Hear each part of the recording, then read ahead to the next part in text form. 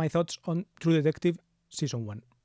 Well, first, quick mention to this tweet, because it was the reason why I started watching it.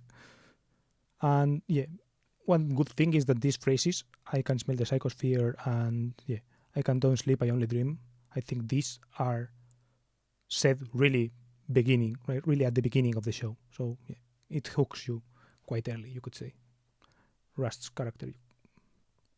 Then, onto my actual thoughts, I wanted to talk a little bit about, well, first of all, obviously spoilers, but I wanted to talk about Rust's and Hart's arcs, right?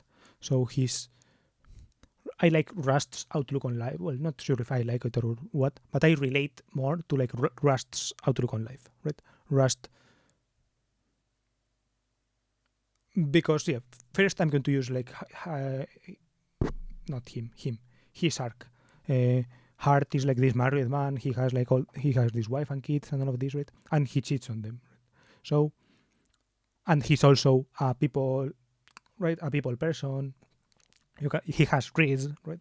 All of these things, and you can see it in the show, right? That kind of Rust when he looks at Marty and he sees what he's doing and all of this, he becomes like really disgusted, right? And he's like really against his values, right? In Rust's case, because he's lost it, right? He's lost a daughter, so you can tell that to him, Marty not paying attention to his family and all of these things hurts him a lot, right? He takes it really to heart, and yeah, it seems to not affect him or whatever, but yeah, it does give it that really got that toughness, and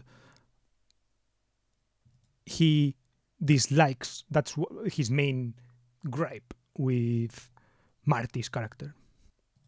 And yeah, Maggie, that's why the Maggie storyline, Maggie's role on the story is good. I liked that part a lot. I liked how she is in the middle of these both of these characters, and how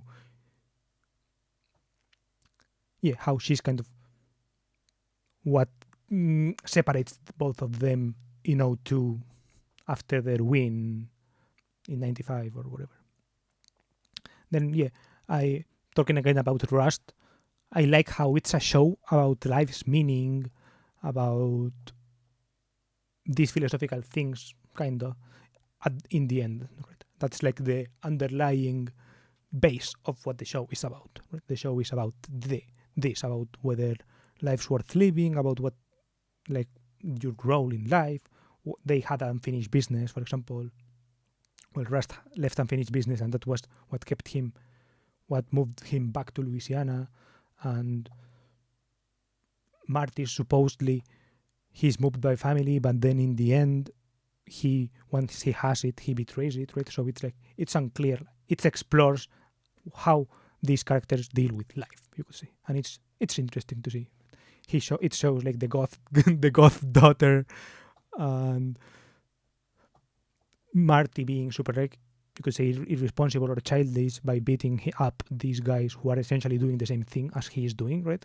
He's fucking young girls, and the young boys who also like to fuck younger girls, but in this case it's his daughter. Then he gets mad at that, right? It's interesting to see all of these things. Then I was watching earlier the little bits at the end of the show, and at the end of the show there are these explainers, but I was reacting to this on live stream, and my stream got taken down, so I'll try to link it in the description, but in case it doesn't show it at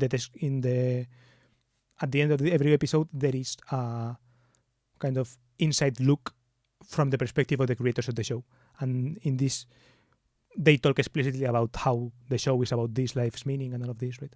And another thing they talk about there to show the meaning of the meaning of the show and all of this, at the end of the finale, it's when they mention this, the show being about life's meaning, about how Rust's perspective, after all what happened, is to keep going, to keep living, kind of.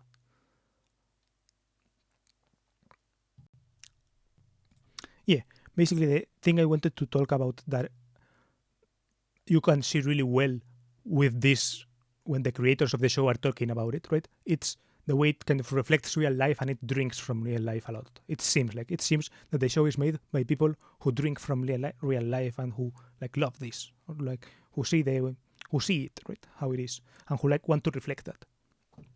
And yeah, a small way that I liked to see that was when they used with the language they used, right? They used like this cop language that I found funny, right? I found it interesting. And for example, instead of saying dead bodies, they say DBs. Instead of saying undercover or this kind of stuff, they say UCs, UC.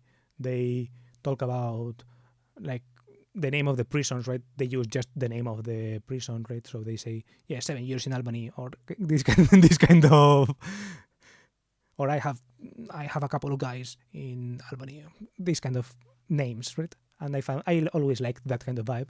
And then when Rust infiltrates the gang and all of this, he also talks like this kind of gang person or whatever, and he uses this street language, and it's interesting to see. And also, I think that's a surface level thing, but I like the surface level things too. But yeah, what I mentioned about the characters is, I guess, what kind of makes it real, right? How Marty's character is this real person, right? Who has race, he's funny, he's a people pleaser, and he can like go around solving cases, right? And at the latter half of the show, you really see kind of Marty on his element doing this good work, right? Do good work for this case that they have in a cool way, using kind of his strengths, but you also see how these strengths also convert into weaknesses sometimes, right? When he fucks all these young girls while being married, this kind of thing, right? And also, I said that I related more to Rust in a way, right? This kind of, not sure if introverted or whatever, but yeah, this kind of more introspective person and who thinks a lot about these things and kind of goes in this, you could say, obsessive self loops of thinking of this stuff. Well, in this case, he's thinking about other stuff, so he's actually doing stuff, not just thinking about dumb shit, which is nice, I guess. But yeah, he's thinking about this, but he does think about like the meaning of life and all of these things as it relates to the people in the churches, to the subjects of the crimes. Well, both the subjects, like the ones who committed and the ones who are victims. And he can read the narrative that people are creating, right? And he asks, what's the point, right? So he asks also the questions about it. And that also he has his flaws, right? He's not a perfect person. He lives alone a lot of the time, right? And he lives alone despite, you seeing that it kind of takes a toll of him or something.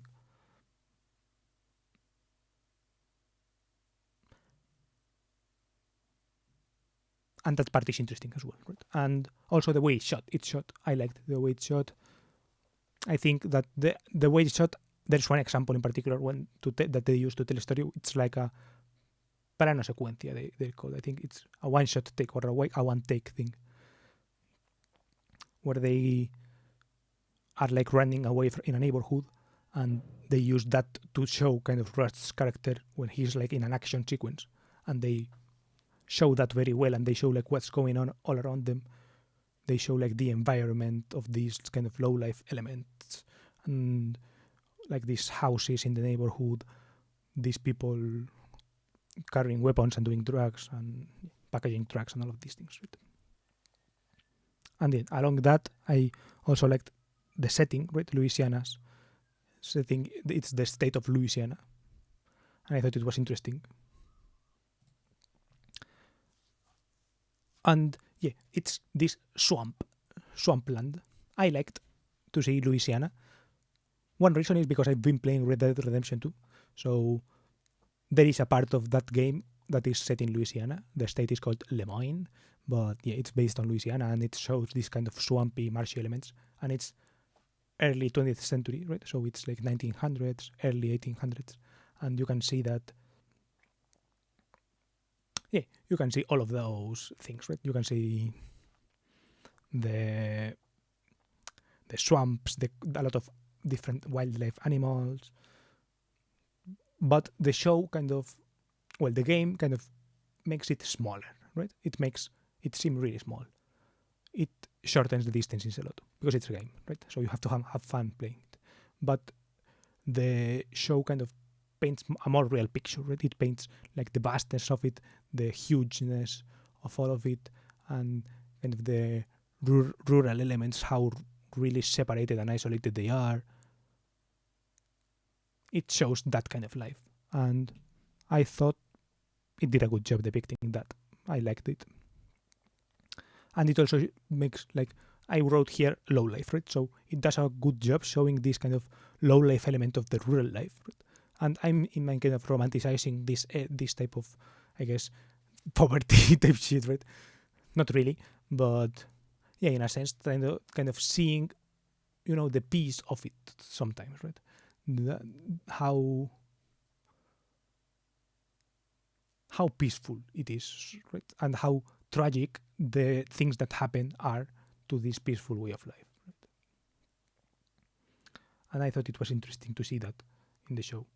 And yeah, I guess seeing the tragedy and lets you, in a way, see the bad things, right? So it highlights also the poverty, right? So it highlights kind of, it's like they are poor and also they get their family member kidnapped, right? Or because they are poor and all of this, and they are like easily influenceable by this rural church or whatever, they get their kids easily taken down, and no one can do anything, right?